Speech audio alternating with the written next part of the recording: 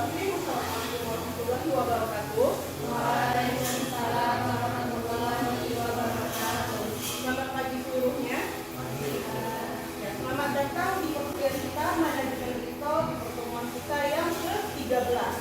Ya, pada hari ini kita akan membahas terkait dengan sistem pembelian dan pembelian barang dagangan. Nah, kalau sebelumnya di pertemuan sebelumnya kita sudah berbicara terkait dengan pembelian barang dagangan, sekarang kita akan mempelajari bagaimana sistem di dalam pembelian barang dagangan oleh retail. Nah, jadi capaian pembelajaran yang kita harapkan kepada adik-adik setelah melewati perkuliahan ini adalah yang pertama, adik-adik mampu memahami apa aja sih sistem pembelian barang dagangan, kemudian menjelaskan jenis pembelian retail, dan merancang strategi pembelian. Jadi ketiga hal ini diharapkan kepada rekan-rekan seluruhnya dapat memahaminya dengan baik. Oke, sebelum kita masuk ke perkuliahan, langkah baiknya seperti biasa kita memulai perkuliahan kita dengan berdoa terlebih dahulu agar ilmu yang kita peroleh bermanfaat baik itu di dunia maupun di akhirat. Berdoa dimulai.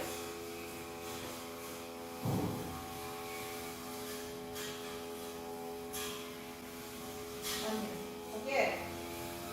Nah, sekarang kakak mau tanya deh sama rekan-rekan seluruhnya. Kenapa sih penting bagi kita untuk memahami bagaimana sistem pembelian barang dagangan di dalam retailer? Gimana?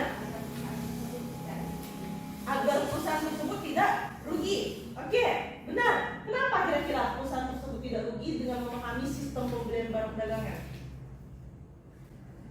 Agar dalam proses standar itu lebih jelas transaksi masuk keluar dalam itu. Oke, kalau kata Aziz, agar transaksinya lebih jelas. Nah, semuanya benar kan? Jadi materi ini sangat penting kita pelajari hari ini untuk menentukan kira-kira retail ini akan menjual apa ya? Anggaplah teman-teman membuka suatu perusahaan retail, pasti kita akan memikirkan kita mau jual produk apa sih? Benar nggak? Nah, tentu kita nggak bisa asal-asalan beli barang dagangan. Nah, berarti dengan adanya sistem pembelian ini kita bisa tahu barang dagangan apa sih yang kira-kira kita butuhkan. Kemudian gimana cara pembeliannya? Cara pembelian ini apakah kita beli di toko biasa? Tentu enggak. Arti kita butuh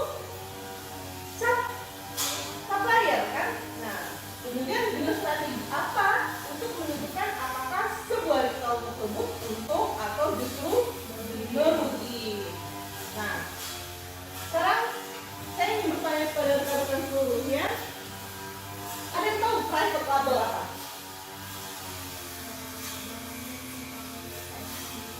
Oke, benar. Ada lagi kata-kata yang lainnya? Jadi private label itu seperti label yang ya dihasilkan dari perusahaan itu sendiri. Contohnya kayak Indomaret. Nah, di sini saya beri contoh apa? Air mineral. Artinya Indomaret memproduksi air mineral dengan namanya sendiri. Nah, terlihat kan di sini Indomaret. Nah, kemudian ada Le Mineral, ini yang dari perusahaan dagang. Sekarang pertanyaannya, kenapa Indomaret tidak menjual seluruh yang ada di retailnya dengan private label atau dengan produknya sendiri? Ya, Beberapa konsumen itu yang sudah menyukai merek dari satu perusahaan yang sudah ada di sana. Jadi jika konsumen itu ingin membeli, contohnya itu seperti Le Mineral, ya. Kalau konsumen itu ingin membeli Le Mineral, tetapi yang ada di bandara itu cuma Le Mineral yang cuma ada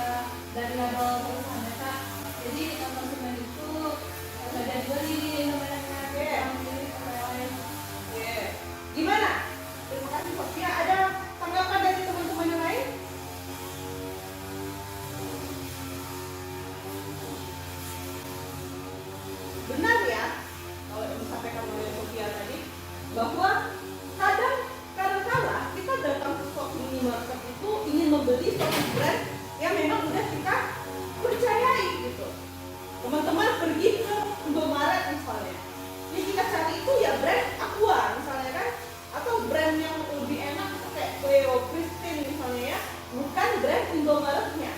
Otomatis si Indomaret meskipun dia udah punya air mineralnya sendiri, dia tetap harus menjual brand lain. Untuk apa? Untuk memenuhi permintaan dari konsumen, ya. Jadi konteks retail modern di mana mereka tuh gak hanya sekedar membeli barang dagangan. Artinya teman-teman di sini posisinya sebagai retail, ya.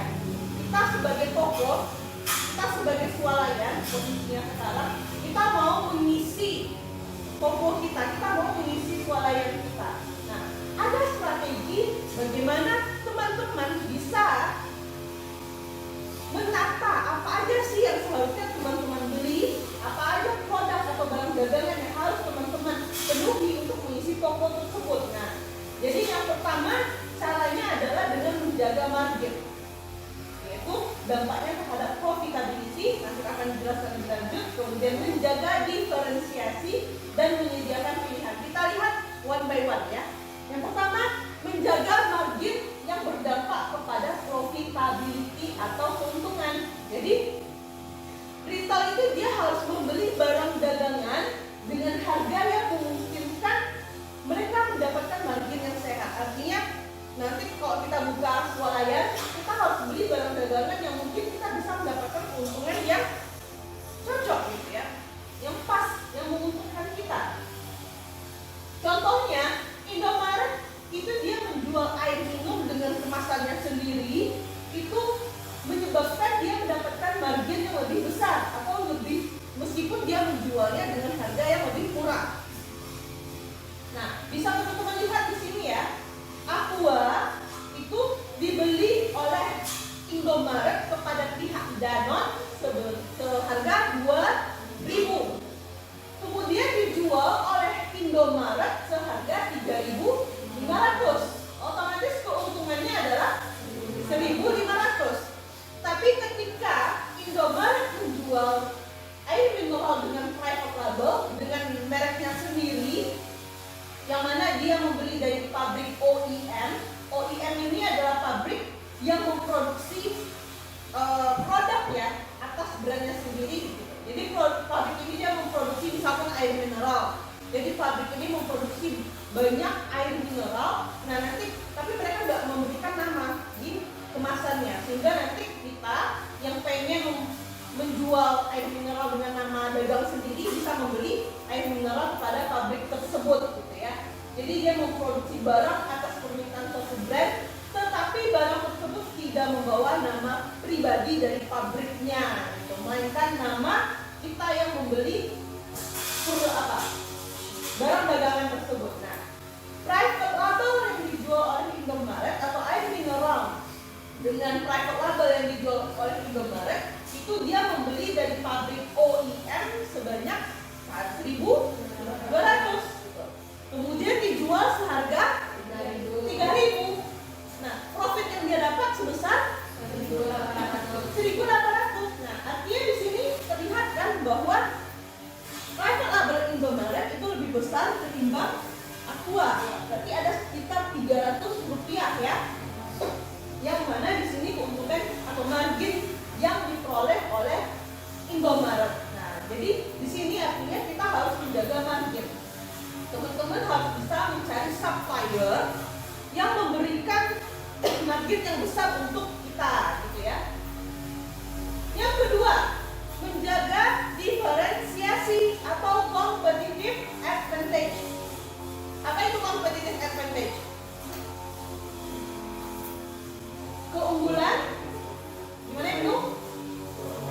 Oke, keunggulan bersaing. Jadi kita sebagai retail itu kita nggak hanya sekedar apa ya, oh saya kan swalayan gitu, harusnya saya bisa buka semua toko harian dong. Maksudnya barang-barang yang ada di swalayan lain saya juga bakal jual itu di tempat saya gitu. Jadi kalau misalnya pemikiran kita seperti itu, otomatis kita nggak punya keunikan, ya nggak sih? Ketika teman-teman buka swalayan, yang teman-teman jual sama dengan apa yang ada di perusahaan lain gitu, di swalayan lain, itu bisa nggak sih kita membedakan diri kita dengan orang lain? Tidak, ya. Nah, ya karena produknya sama. Berarti yang kita adalah kita bisa menjaga diferensiasi. Diferensiasi apa? Perbedaan. Oke, nah retail perlu membeli barang yang membuat mereka berbeda dari pesaing. Misalnya seperti Miniso, mereka nggak menjual barang yang sama seperti toko kelontong biasa. Jadi mereka tuh punya produk atau ciri khas yang dimana pelanggan melihat bahwa Miniso ini punya cute estetik. Ya nggak sih? Bagian cewek-cewek nih. Kalau ke Miniso pasti bikinnya barang-barangnya cute, ya nggak? Barang-barangnya estetik, ya nggak? Nah, jadi kenapa orang mau masuk ke Miniso? Nah, pertanyaannya, kira-kira kenapa menurut rekan-rekan seluruhnya? Kenapa orang-orang mau masuk ke Miniso? Karena barangnya ada Yang gimana? warna yang ada di Miniso itu lucu-lucu dan berwarna Colorful gitu ya. Berarti kita udah punya mindset bahwa barang yang ada di Miniso itu colorful. Nah, jadi kita sebagai pelanggan tahu ya bahwa di Miniso itu ada barang-barang yang misalnya botol minumnya lucu, warnanya pastel, stationery-nya estetik gitu, ala-ala Jepang atau Korea. Jadi pas kita masuk gitu, atmosfernya berubah gitu ya. Kemudian bonekanya lucu-lucu juga. Intinya produk-produk yang dijualnya itu mengikuti lifestyle yang modern, tapi desainnya simple. Nah, artinya barang-barang yang dijual di Miniso itu punya karakteristik atau identitasnya, dan itu nggak bisa kita temukan di toko kelontong lain gitu, atau di toko-toko lain yang mungkin udah mulai meniru Miniso, tapi tetap aja brand Miniso udah lebih dikenal gitu. Nah, artinya Miniso ini lebih diminati karena seleksi pembelian mereka itu berbeda. Bukan karena murah ya. Jadi Miniso ini menangnya bukan karena murah, melainkan karena memang identitas atau karakteristik dari barang dagangan yang dijual oleh Miniso ini lebih diminati oleh orang-orang. Nah, inilah yang kita sebut dengan strategic merchandise differentiation. Apa itu strategic merchandise differentiation? Gimana, Sofia? cara kita memilih dan membeli barang sehingga tidak berbeda dari pesaing. Oke, benar ya katakan Sofia. Apa ada yang lain?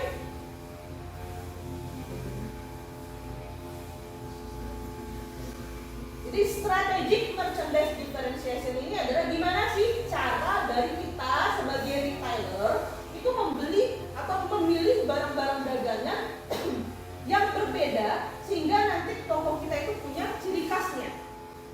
Jadi kita itu bukan hanya sekedar membeli barang dagangan untuk kita jual. Kita nggak hanya sekedar membeli, oh ini kebutuhan orang-orang ini ya gitu. Oh, misalnya kayak gula, sabun, kosmetik dan lain-lain gitu. Kita nggak hanya memikirkan hal-hal tersebut, tapi kita juga perlu untuk menciptakan yang namanya identitas toko. Untuk apa? Untuk mencapai competitive advantage, keunggulan bersaing. Karena kalau toko kita nggak ada bedanya dengan toko lain, maka orang-orang bakalan gampang untuk berpindah, berswitch, ya. Tapi kalau toko kita udah punya identitas, maka orang-orang akan tetap stay di toko kita. Paham? Oke, lanjut. Yang ketiga, menyediakan pilihan atau customer satisfaction. Artinya dengan adanya banyak pilihan, maka itu dapat memuaskan pelanggan. Nah, jadi pembelian harus mempertimbangkan variasi barang dagangan. Mungkin nggak sih suatu retailer cuma jual satu produk? Enggak kan? Nah, kenapa Aziz? Kenapa harus butuh banyak variasi produk? Karena kemudian pelanggan dan mesti pelanggan itu bukan hanya cukup berbeda, tapi di produk itu mereka ini juga. Oke, kata Aziz, permintaan pelanggan itu berbeda-beda. Ada yang lain, tanggapan yang lain? Sama ya? Jadi, kenapa kita perlu menciptakan atau menyediakan banyak variasi barang dagangan? Karena memang preferensi setiap pelanggan itu berbeda-beda. Misalnya kalau saya dan teman-teman pasti sukanya susunya rasanya berbeda-beda, iya nggak? Mungkin yang teman-teman ada yang suka susu rasa strawberry, vanilla,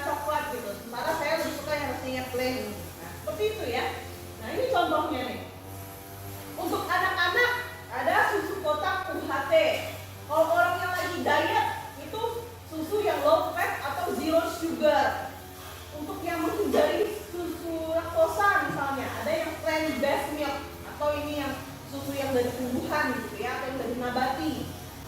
Nah, jadi dengan membedakan setiap variasi produk, maka kita bisa memenuhi seluruh kebutuhan dari konsumen.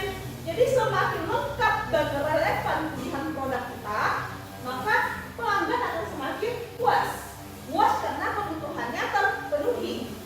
Sehingga nanti semakin tinggi kemungkinan untuk pelanggan tersebut kembali lagi ke toko kita. Jadi repurchase intention itu bisa terjadi. Nah, sampai sini paham? Oke. Nah, kemudian jenis pembelian dari retail. Jadi ada 4 tipe-tipe pembelian di retail. Kalau nanti teman-teman buka retail, itu ada 4 tipe pembelian.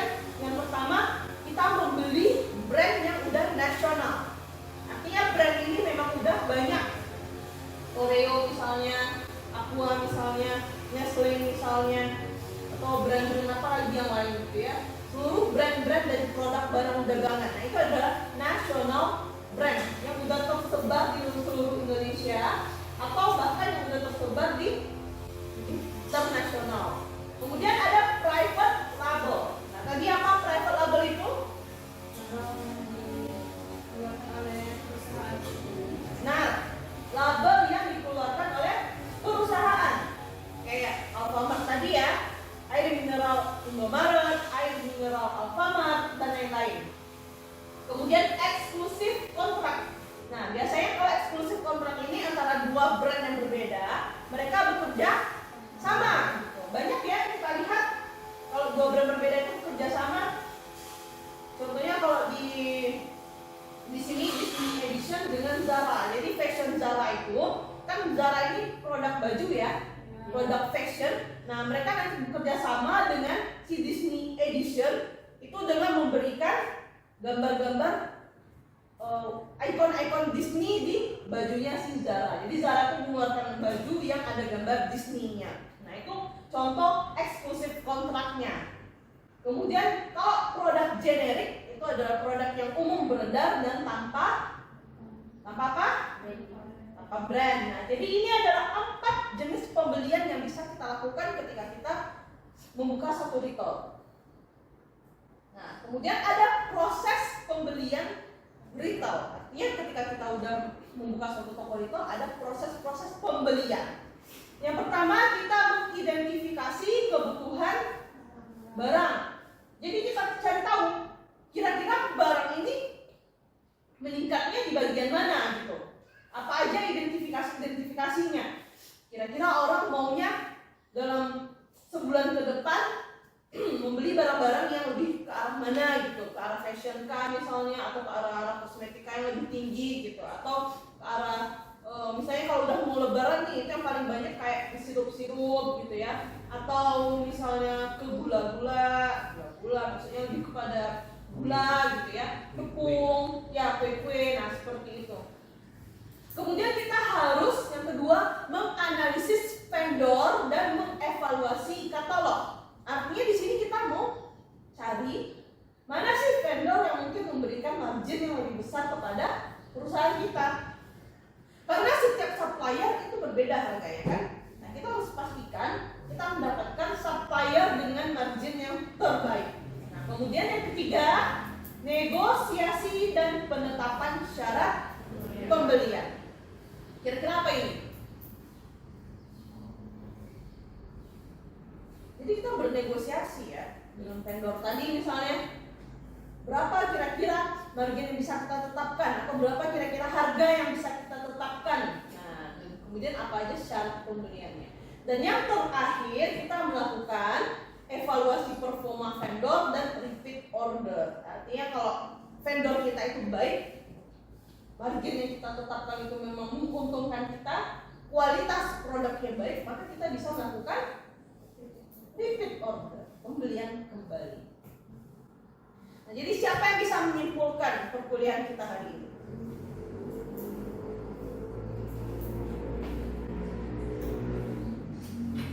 Coba Ibnu, kira-kira apa kesimpulannya? Kesimpulannya adalah untuk menentukan harga itu pembelian itu tentu ada beberapa faktor. Salah satunya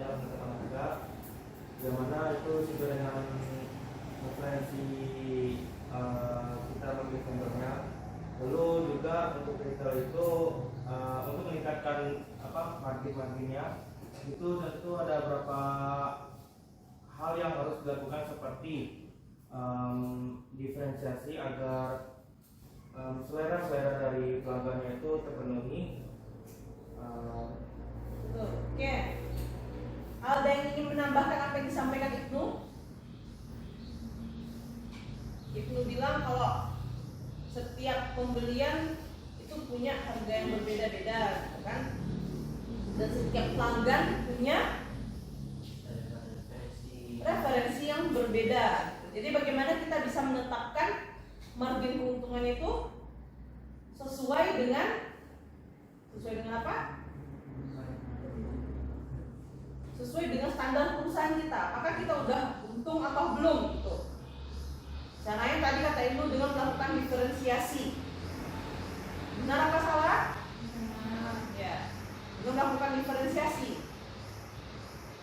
Jadi secara keseluruhannya apa kesimpulannya? Kesimpulannya adalah bagaimana sih kita bisa menetapkan barang apa yang pas untuk kita jual.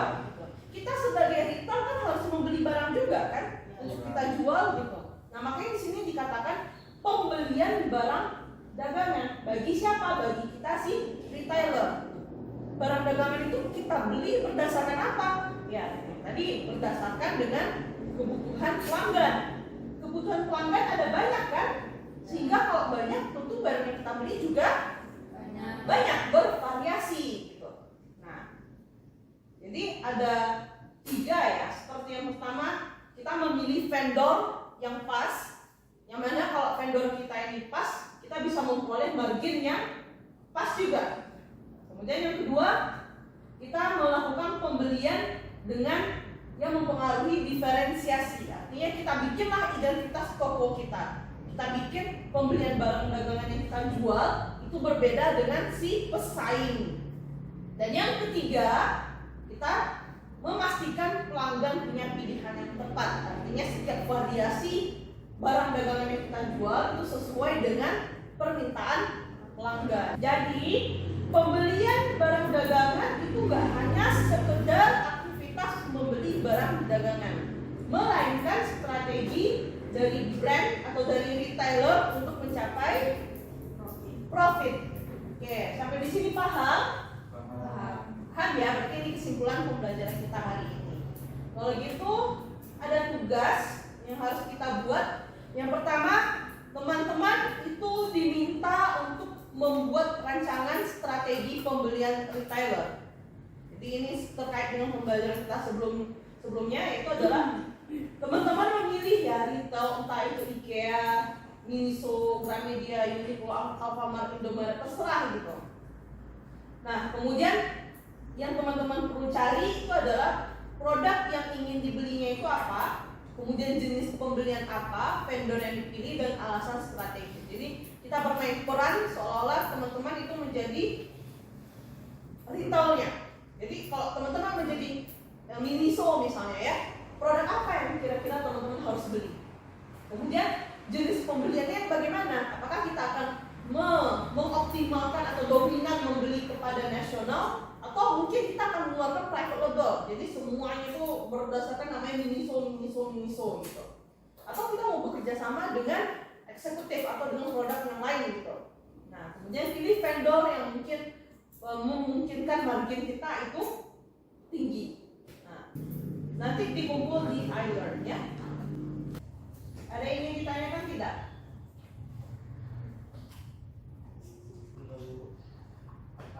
Pas ya. Berarti semuanya sudah paham terkait dengan penjelasan. Oke. Berarti kita ada 2 pertemuan lagi ya yang akan kita cukupkan di minggu ini insyaallah ya. Oke. Nurul Amelia Putri ada? Salsabila, Anita Yulianti. Kalau gitu, kalau nggak ada lagi yang ingin ditanyakan, maka kita tutup kelas kita dengan mengucapkan hamdalah. Amin. Salah dan janggal saya mohon maaf. Assalamualaikum warahmatullahi wabarakatuh. Wah.